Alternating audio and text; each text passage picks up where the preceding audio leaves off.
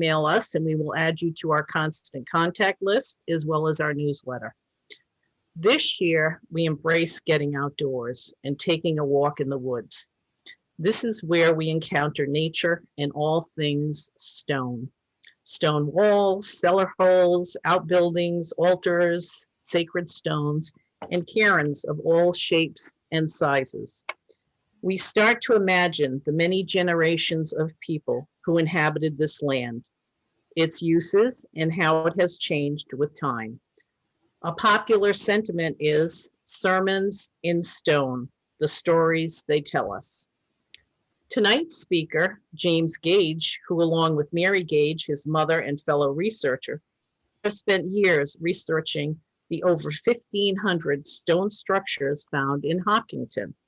This beautiful property is owned by the Hopkinton Land Trust and named Mantatau Hassanas Preserve, Spirit Stone Grouping in the Algonquin language, the land of 1,000 cairns. Let's welcome tonight's presenter, James Gage, as he shares his research findings with us. Welcome, James. Thank you, and thanks for inviting me to speak tonight. And before you start, James, can I just add something? I have muted everyone in the audience so that we won't get any accidental interference in the program. And it would also help us a lot if you could turn off your video while James is speaking, because it will save broad bandwidth and the program will come across better. That's all I have. Enjoy yourselves. Go ahead, James. Thank you, Karen. Rhode Island has one of the highest concentrations of unusual stone structures in New England. These stone structures include cairns, enclosures, niches, serpent effigies, and stone chambers. The debate over who built them and for what purpose has been contentious. Some archaeologists have dismissed them as a byproduct of agricultural activities like field clearing. The Narragansett and other southern New England tribes claim they are ceremonial stone landscapes built by their ancestors as part of their spiritual traditions. So who is right? The answer is both are correct. There are field clearing piles in New England, and there are also ceremonial stone structures. This presentation will discuss two ceremonial sites. The Johnson Foster Farm, located on Nature Conservancy land, and the Lawton Foster Farm, now known as the Manitou Hashanas Preserve. And both sites turned out to have over 1,000 cairns each.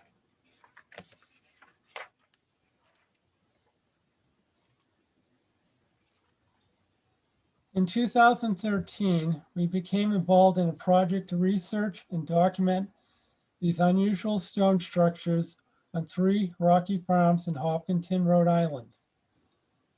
The project included 3 old farms owned by 3 generations of the Foster family. Steve DiMaggio, who headed up the field documentation team, documented 2,300 structures over a 4-year period. We have spent years researching the differences between farmstone structures and Native American ceremonial structures. When we delved into this project, it quickly became evident these were not farmer-built structures. However, we were not prepared for where the evidence would eventually lead us. Some of the stone structures had clear evidence they were built during the time period the farms were owned by the Fosters. This could only mean one thing. The Fosters were a Native American family. Before I continue, I need to explain one important concept. New England's indigenous peoples used various strategies to survive the rapid expansion of white settlement into their ancestral homelands. Some left New England, others gathered on reservations, and some adopted white clothing, housing, farming techniques, and quietly lived in white towns.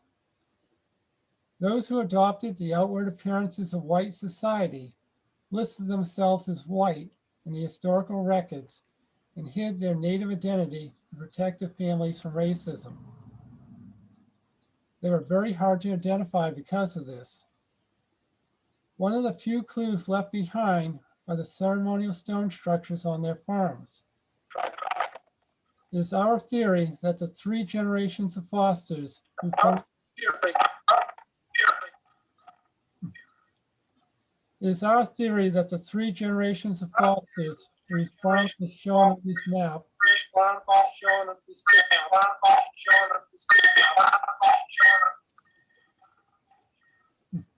seem to be having some sort of interference. I apologize. Yeah, I'm trying to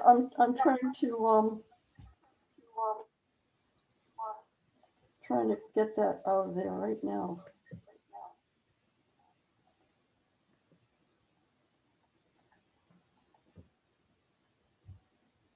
Just let me know when it's good to go. I think, go ahead, James. Okay. So it is our theory that the 3 generations of Fosters whose farms are shown on this map were all Native Americans, probably from Eastern Connecticut. Not everyone agrees with us, but the 2,300 plus ceremonial structures found on their farms, some of which dates their ownership, tell a different story. They were a Native American family.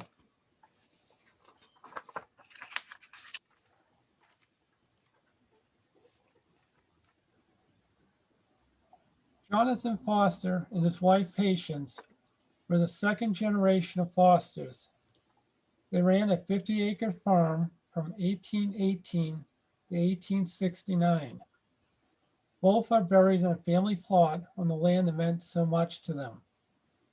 Their farm and the adjacent farm sales they rented contained 1,200 stone structures, including 2 stone chambers, 2 serpent effigies, and over 1,100 cairns. The presence of so many stone structures raised a number of questions. Who was Jonathan Foster? Why did he build cairns and serpent effigies on his farm? How did he learn about the ceremonies? Did the ceremonies have anything to do with the farming? Jonathan was a farmer who raised a small flock of sheep, a few dairy cows, had a flock of geese, and a hive of bees. He made a living as a butcher, shoemaker, and owner of a small sawmill. He died and sold the wool from his sheep. We begin our story of the Fosters with Jonathan because he appears to have revived the ceremonies. His father, and later his son, Lawton, would eventually hold ceremonies on their farm as well. We do not have photos of Jonathan and his wife Patience, but we do have photos of his daughter, Samantha, and his son, Lawton.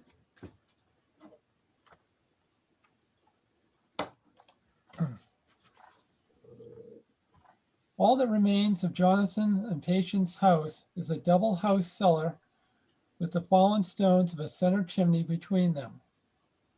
Each cellar had its own outside entrance. The house was designed as a duplex. Brackets. The house would have looked similar to his father's house, for which we have an early 1900s photograph of.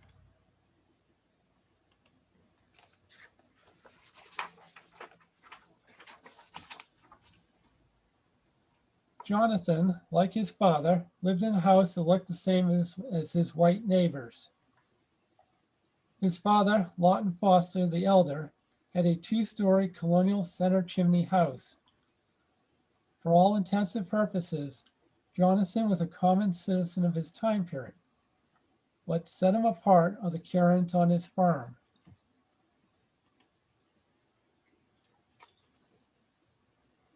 One of the unusual things we discovered on the Jonathan Foster farm was the use of small stones in a number of cairns. This cairn is made up of dozens of stones between 2 inches and 4 inches long. So why would a farmer who owns 50 acres bother to remove such small stones? There is no practical reason to do so. These small stones suggested we were looking at a ceremonial site.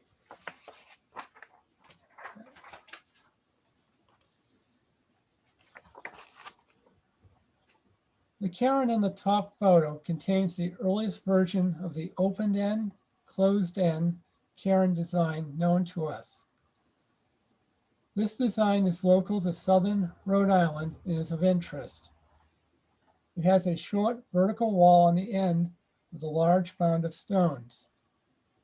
In comparison, mature open-end, closed-end cairns have a vertical wall across the entire end and a slanted mound on the opposite side. An example is shown in the bottom photo. Integrated into the vertical wall of the early open-end, closed-end cairn is a slanted stack of stones, which the arrow is pointing to. Euro-American stonemasons did not use this technique. Thus, the feature suggests that the cairn predates the settlement of this area of the town. What the early open-end, closed-end cairns show us is Jonason's farm contained cairns prior to his ownership that started in 1818, when he married Patience, a widow with a young child. The farm belonged to Patience, and she was married only a year when her first husband died, so the cairns do not date to her first husband.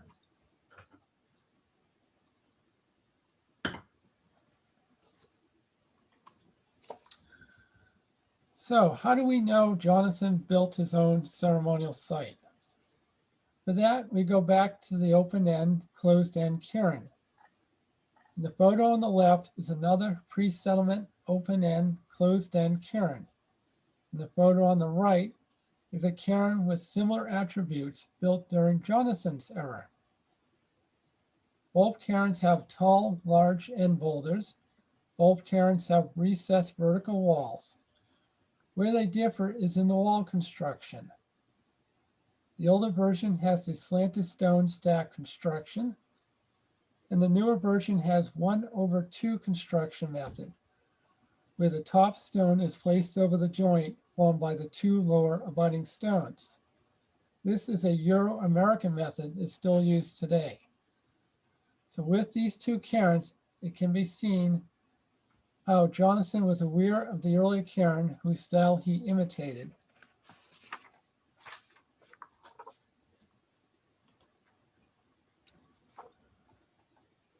In the photos, you're looking at the remains of a sawmill and a ditch leading over to the mill pond. The ditch runs from a large seasonal wetland stream in the middle of his farm over to the mill pond. At first, it was thought Jonathan used the ditch to help fill the pond. A closer look showed the ditch only siphoned off a small quantity of the water from the seasonal stream. In addition, the ditch was linked to a ceremonial enclosure.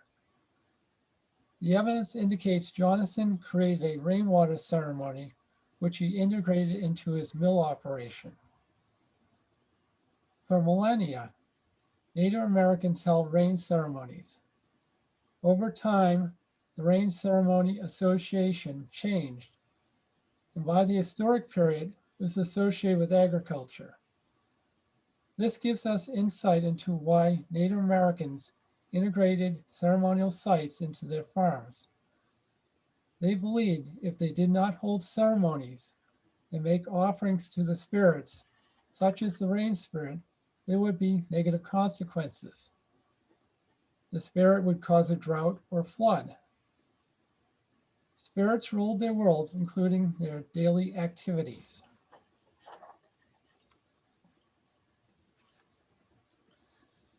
In southern New England, serpent effigies are found on a number of ceremonial sites. Jonason's farm had two.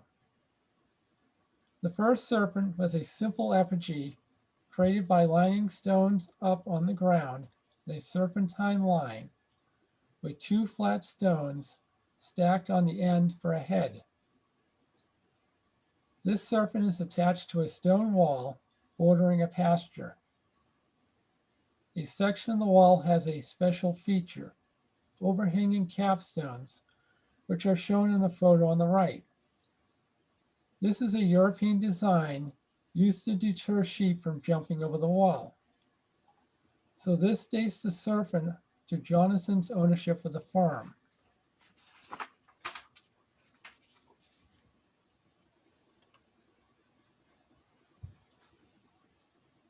The second serpent has a large head with unique features.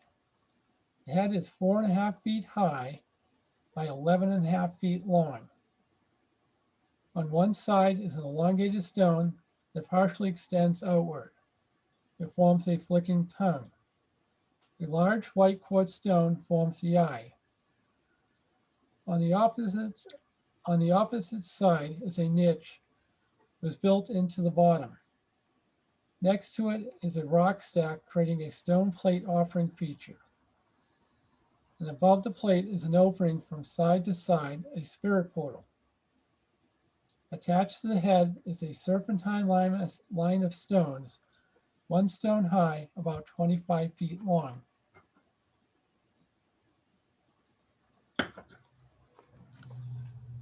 A giant serpent-like creature was described by the Pdmac of Eastern Canada as living in lakes and woods. It has a head as big as a horse and crystal eyes containing potent medicine. The Foster stone serpent is in the woods and has a very large head. The description fits the Pdmac account. The serpent is a ceremonial structure that cannot be misconstrued as some farm wall. It clearly confirms the ceremonial site on Jonathan's farm.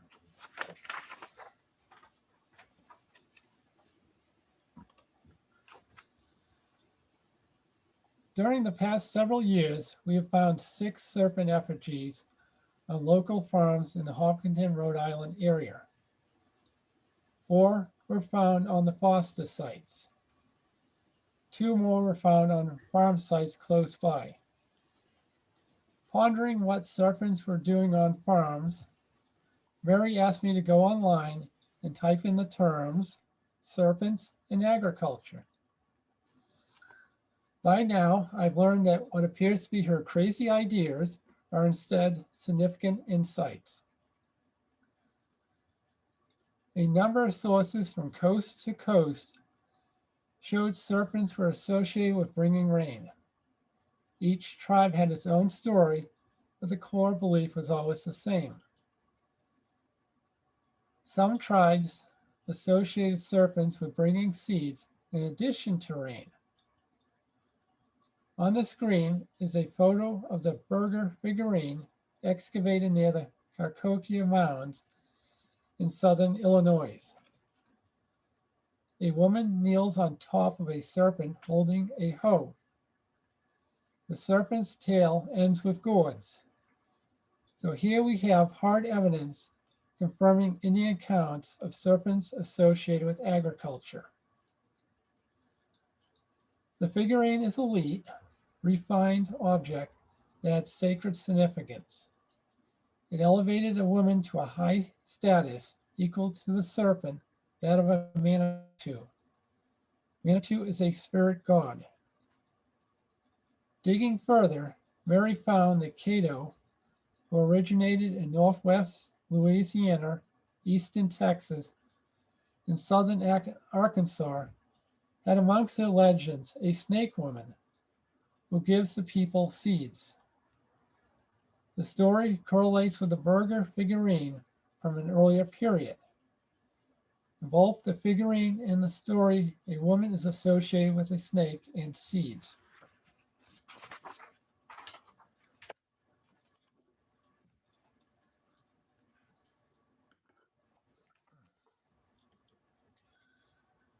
Jonathan Foster's barn was built against a large bedrock outcrop. On the other side of the bedrock are 2 man-made stone chambers. The first is a small chamber.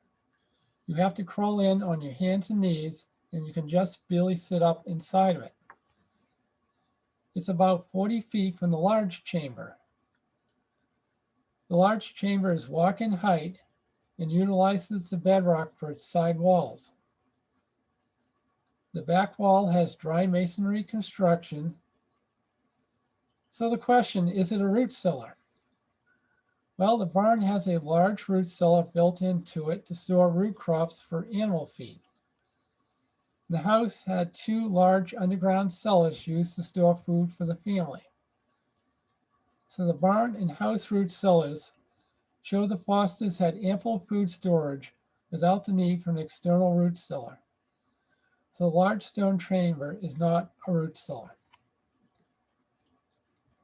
Chambers place people underground in the underworld. And the underworld was once a sacred place amongst the Native Americans.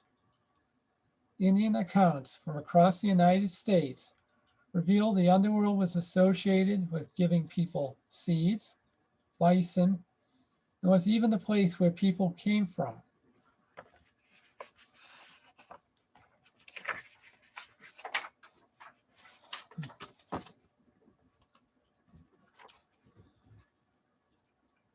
This chamber was on Lawton Foster the Elder's farm. Lawton the Elder was Jonathan's father. It's more revealing than Jonathan's chambers. The chamber was constructed with stone blocks quarried by the plug and feather method. That dates the chamber to after 1820. There are several other interesting things about it. For one, it has a small opening. To get inside, a person has to lay on his or her belly and wiggle in. And it's on top of an 8-foot high ledge. And it's a quarter mile away from the house. So these factors confirm it was not used for a root cellar. Inside, it has symbolic walls. One wall is made up of large stone blocks. The opposite wall is made up of rounded cobblestones. So the Indians used ordinary stones to create symbolism.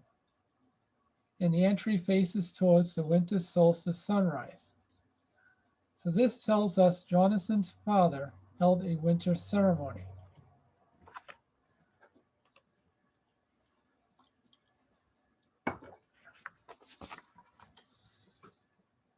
Jonathan's son, Lawton the Younger, carried on the ceremonies on a rocky hillside on his own farm. Lawton's ceremonial site eventually grew to contain over 1,000 cairns and cover 20 acres. In 2014, local residents rallied to save the site from being bulldozed for a housing development. The property is now owned by the Hopkinton Land Trust and is called Manitou-Hashenash Reserve.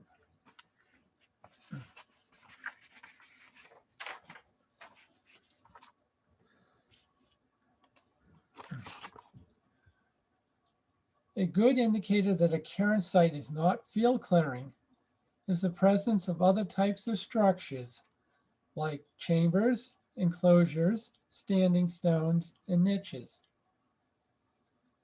Niches come in a variety of designs. The 2 being shown are on the Manitou-Hashenash Reserve. The one on the left is a see-through design that is open from back to front.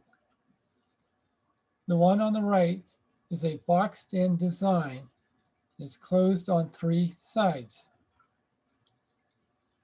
In southwestern United States, niches are used to place offerings to spirits.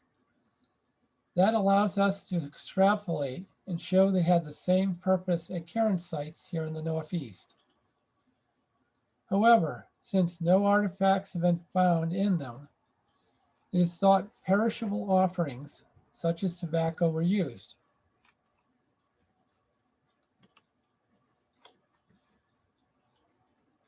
Enclosures are another type of structure integrated into cairn sites. Most are small, holding only one person. The one on the left is attached to a stone wall. It is semicircular with an opening. The one on the right has a serpentine configuration and is attached to a glacial boulder in a wetlands area. It's one of 2 serpents found on Lawton's site.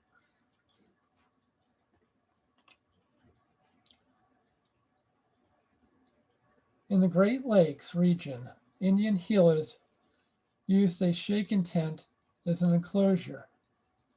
The tents were designed like an upright tube with an open top. They enclosed the healer while at the same time left an opening for the spirits to enter. The basic characteristics are similar to the stone enclosures. And here we have an historic photograph in the 1930s showing one of these shaking tents being erected.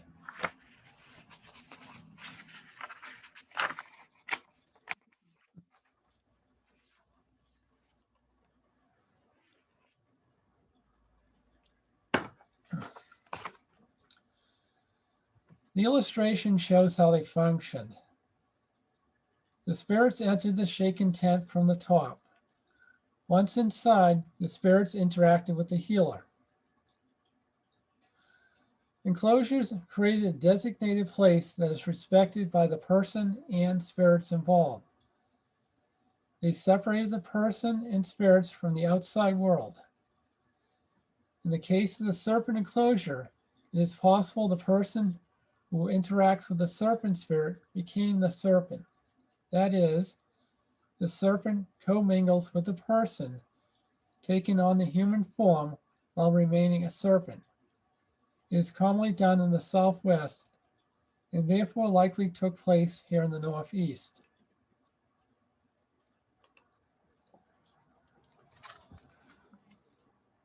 Another aspect of Native American ceremonial sites is a diversity of different cairn designs.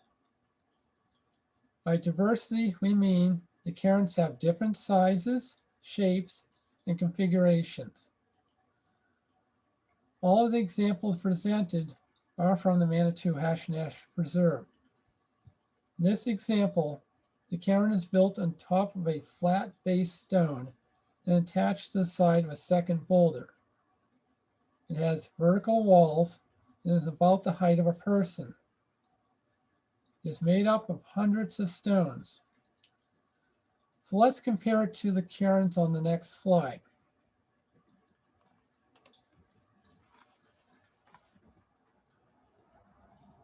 On the left is an example of a split stone cairn. The stones inside the split extend out to the top of the boulder. It's made up of about 2 to 3 dozen stones. On the right is a small cairn made up of just 5 stones, carefully arranged. The large stone on the left has a smaller stone placed under its bottom corner to wedge it into the correct position. This is a carefully constructed cairn.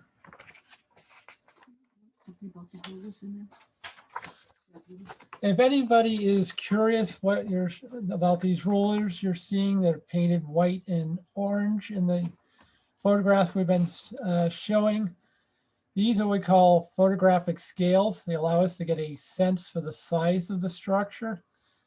In this case, these are folding rulers that have been marked in 1-foot intervals.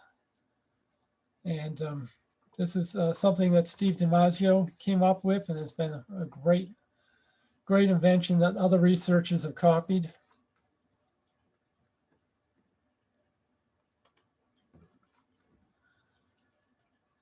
Keeping with small stones, here are 2 cairns with very different arrangements. The one on the left has 7 stones placed in a single layer and spread out across the top of the boulder. Compare with the one on the right, where 5 stones were stacked. In this stack, the bottom stone has a thin stone wedged under it, one side of it, to level it. A second large slab was placed on top, and the top layer is made up of 2 side-by-side cobblestones. Other stone stacks on the site have 2 and 3 stones stacked one on top of each other. So each stack varies in their arrangements. Native Americans are well known for their individuality, which shows up with the cairns where no two are exactly alike.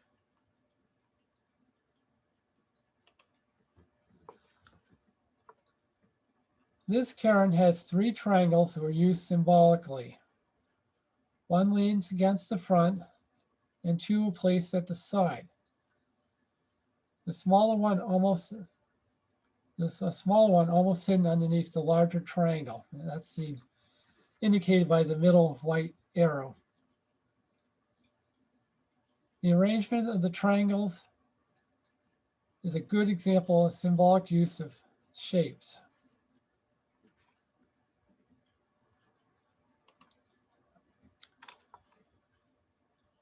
Triangles show up in many different forms. Here, the split off half of a boulder is a natural triangle shape. The split stone was utilized for a cairn by placing stones inside the split. One of the things that attracted Lawton Foster the Younger to the site was its diversity of triangles.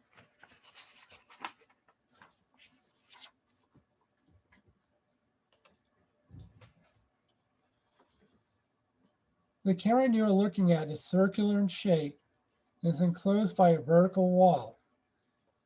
Its interior is filled with smaller stones. It's one of the many different designs found at this site. We have no way to interpret most of the cairn designs. However, the presence of diverse cairn designs is a characteristic we use to identify ceremonial sites.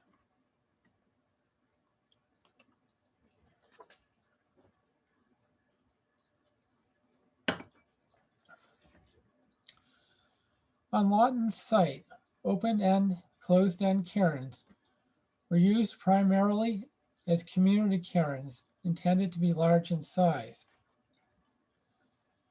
Community cairns, as the name implies, were used by everyone attending the ceremony to contribute a stone offering. The size indicates these cairns were used year after year at an annual ceremony. It is estimated that this cairn has between 4,000 and 5,000 stones in it. Here is a quote from Samuel Hearn's expedition to the Coppermine River on the tundra between 1769 and 1772. Quote, "By the side of the path, there are several flat table stones which are covered with thousands of small pebbles. The Copper Indians say these have resulted from a universal custom which requires everyone who passes this way to add a pebble to the heap. Each of us added a small stone in order to increase the number for luck." End quote. In this quote, Hearn and his men added pebbles along with the Indians to the stone heaps on top of base boulders. Note, there were several stone heaps at the same place. So the quote establishes the fact that Indians used groups of cairns and used stones for offerings. Being universal is an understatement, as Indians in Massachusetts did the same thing. In the 1700s, Reverend Ezra Stiles recorded a Native American cairn in Stockbridge, Massachusetts, that was 6 feet high by 18 feet long.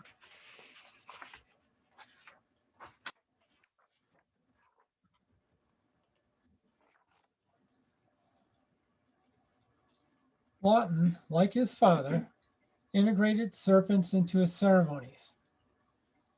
He chose to create a different serpent design than his father. He quarried a large block of stone and shaped it into a triangle. He propped the triangle stone block up at the end of a narrow, elongated stone wall. The sign is a straight serpent with a simple head. The triangular stone block contains plug and feather quarry marks that dated to post 1820. This gave us a second mid-1800s ceremonial structure, the other being Lawton's grandfather's chamber. The two structures confirm the Fosters were the people holding the ceremonies.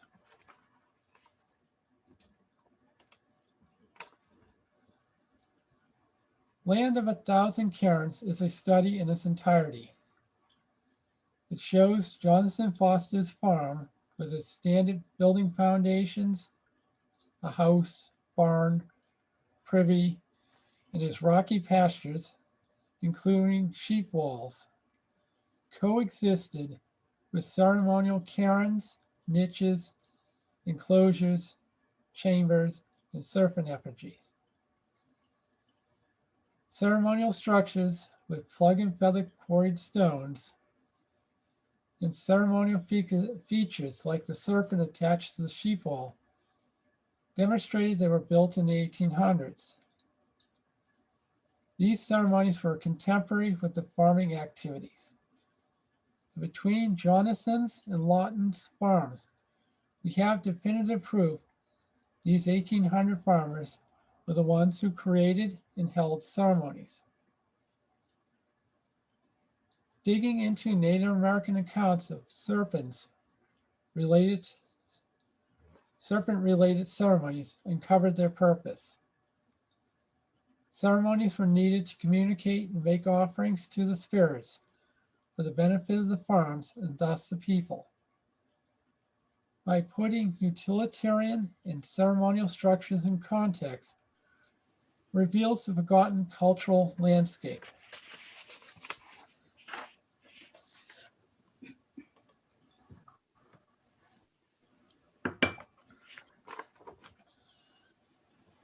The two sites I've discussed are both open to the public.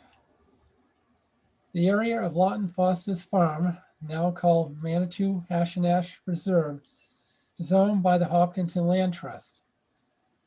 And there is a small dirt parking lot located across from number 146 Lawton Foster Road North. There's a loop trail that takes you through the heart of the site. Jonathan Foster's farm is owned by the Nature Conservancy.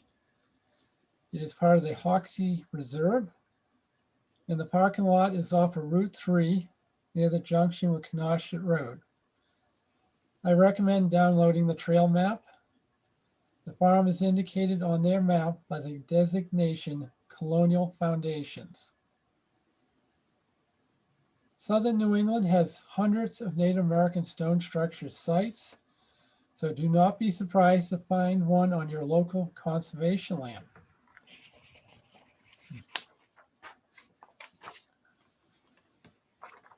So a common question we get asked is, how do you identify a Cairn group as Native American? As we already indicated earlier, one of the best indicators is a diversity of different cairn designs. Cairns can be built on the ground, on top of a boulder, attached to the side of a boulder, or placed inside the split of a boulder. They range in size from a single stone to thousands of stones. They can be mound-shaped, rectangular, oblong, or consist of a single layer of stones placed on top of a boulder. Some cairns have vertical exterior walls, and some cairns have features integrated into them, like niches, standing stones, depressions, Manitou stones, or a quartz stone placed on top of them. And there are several other characteristics that indicate a ceremonial cairn group. The repeated use of symbolism, like triangles and quartz stones. The use of small stones, 4 inches or less in size in the cairns. the presence of other ceremonial structures like niches, enclosures, and standing stones. And some of the cairns in the group may show intentional construction, may even have artistic qualities to them.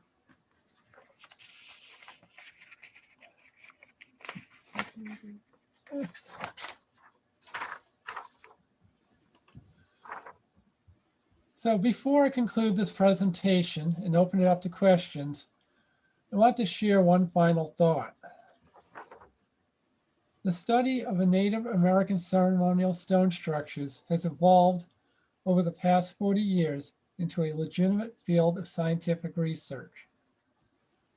Unlike traditional archaeology, which focuses on artifacts buried in the ground, ceremonial site researchers focus on the stone structures themselves as a cultural feature. The design of the structures, their relationship to each other, and to the landscape all provide valuable data. This approach has the advantage of being culturally sensitive because we do not disturb the ceremonial structures. So this concludes the presentation, and we'll take a few questions, and Mary will be joining me. Thank you very much, James. Members of the audience, if you look down on the bottom of your screen, you'll see a button that says reactions. And if you open it up, you'll see one that says raise hand. And if you would like to ask a question, please raise your hand and unmute yourself and we'll call on you.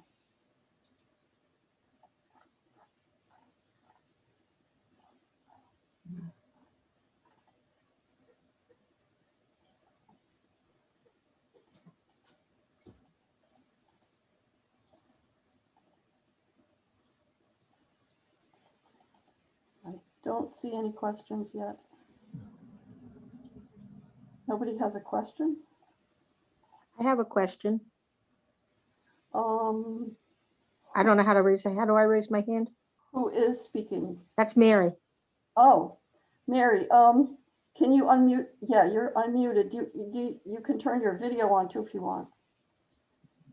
I don't have to, but Okay, go ahead. what do the current Native American tribes say about these sites? Do they have any enlightenment or info on what they were or might have been used for?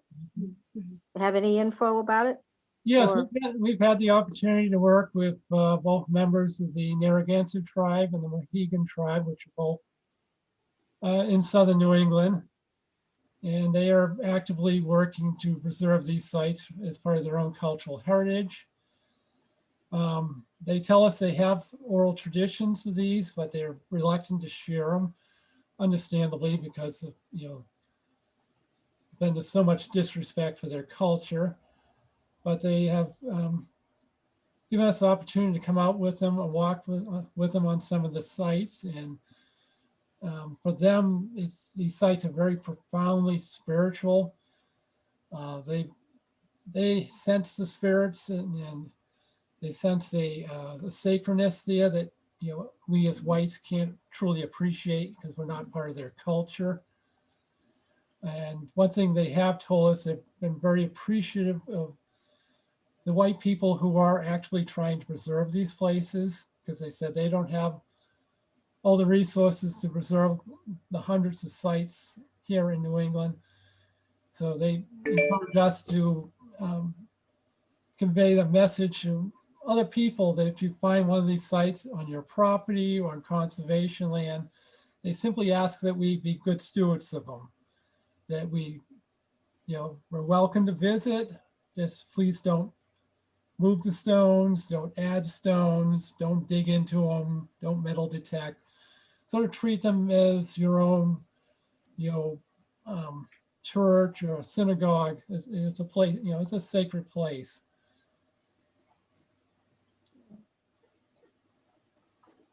If anyone else has a question, please use the raise hand icon that you'll find down at the bottom of your screen under the little button that says reactions.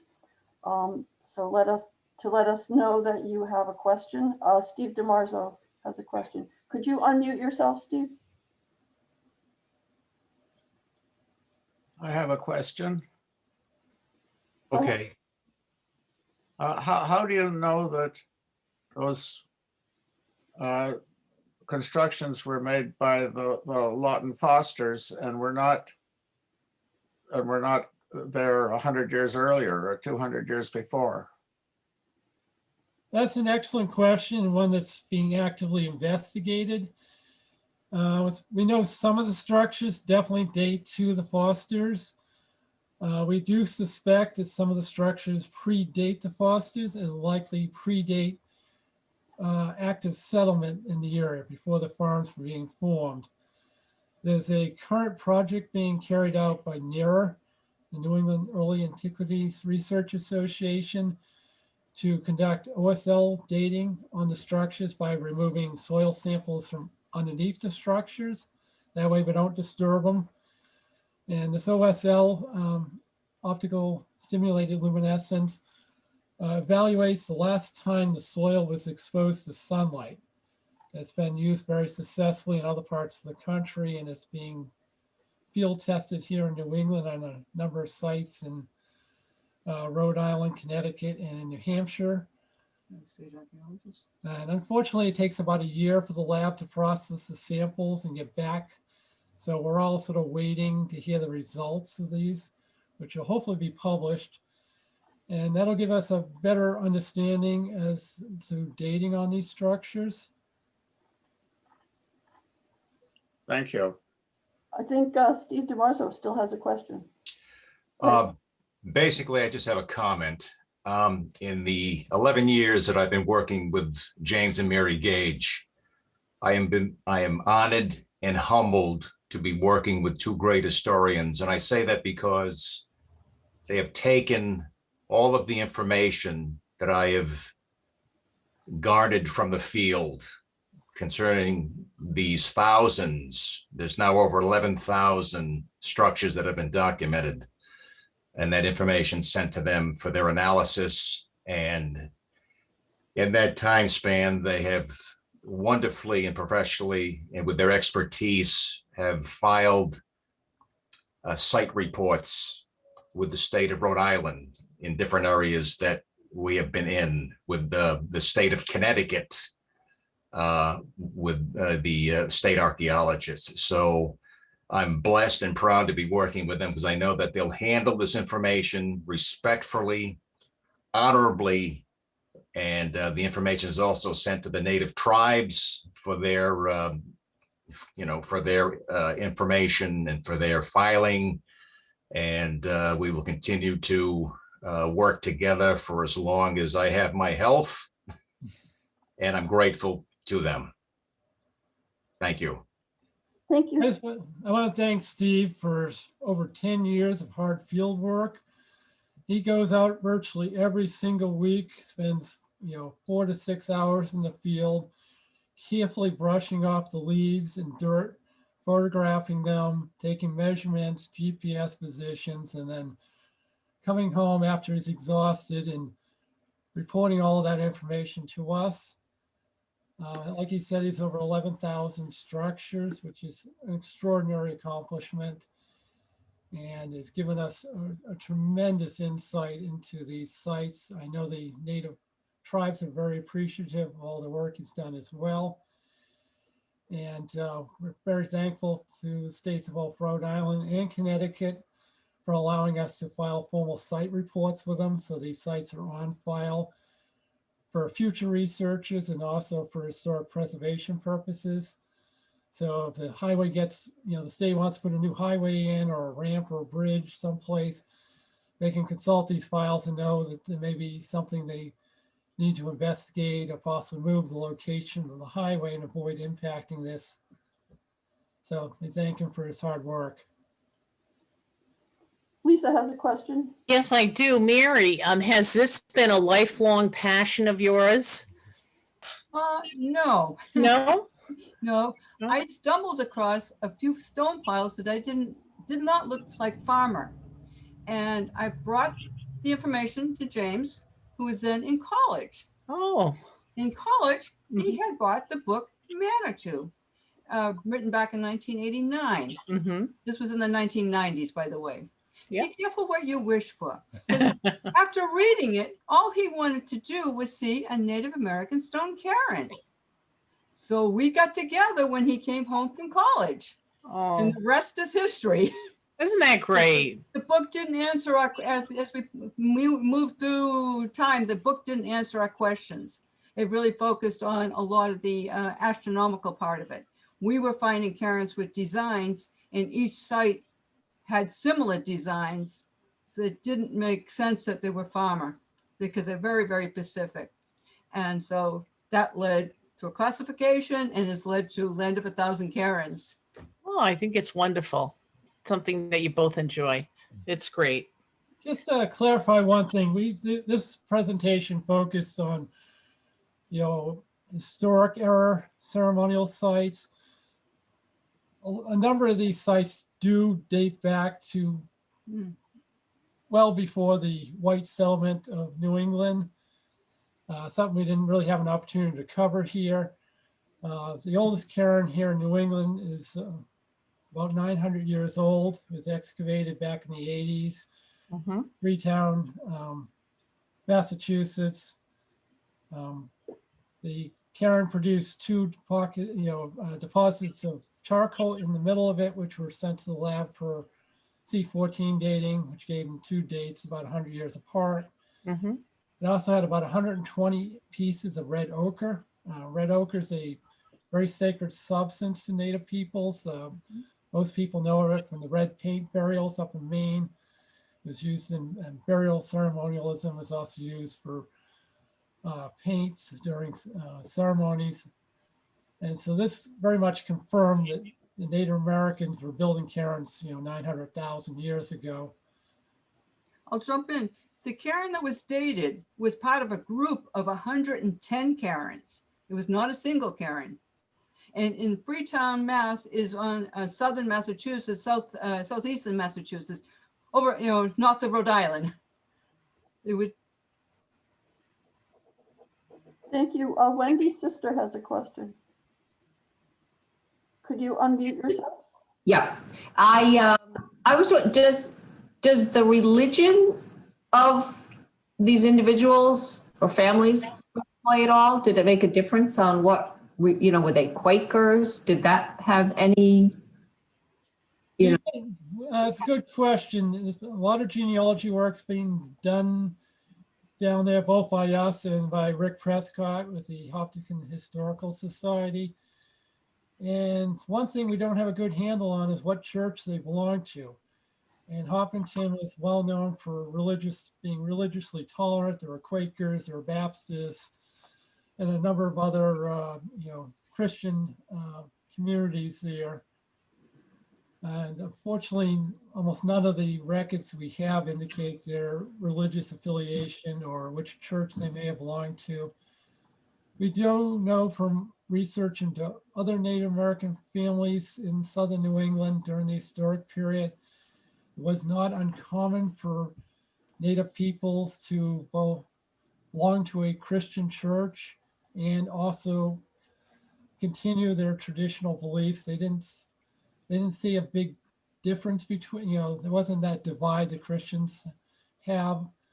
They thought they could benefit from both religions. And this is well documented, especially up in the Great Lakes region, where they were a lot were Christianized, but they blended in the anthropology reports. We can see where they blended Christianity with their native beliefs. So it's not just down here, but it has been documented like up in the Great Lake regions, like I was saying. Any other questions?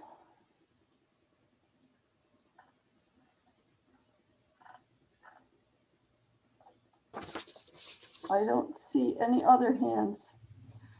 James and Mary, thank you very much. You're welcome. You're I welcome. enjoyed that presentation. That was really Thanks for inviting us. Yes, thank you, James and Mary, for your thoughtful presentation, thought-provoking presentation, I should say. And I do recommend the video that they posted on YouTube, and Karen has referenced that in our newsletter. We also look forward to seeing you in April with Timothy Ives, and then in May, back by popular demand, John Pino and Shepherd Tom and Val Cluse. So we appreciate seeing all of you on Zoom, and until we meet again, good night and stay safe. Thanks, everyone. Do we have 2 questions now? Martha, did you have a question?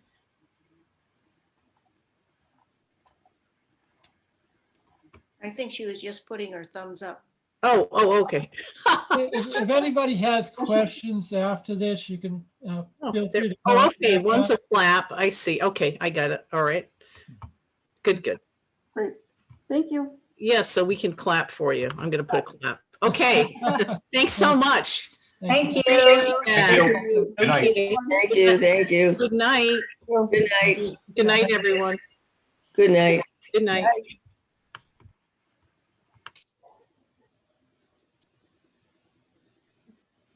Nice job, Karen. Here they go. I'm still new at this. I'm still not Yeah. doing it as quickly as I. I know, I was trying to figure out how do I get my picture off of there, but it's like, no, just listen and stop paying, stop fussing. But anyway, you did a great job. Thank you so much.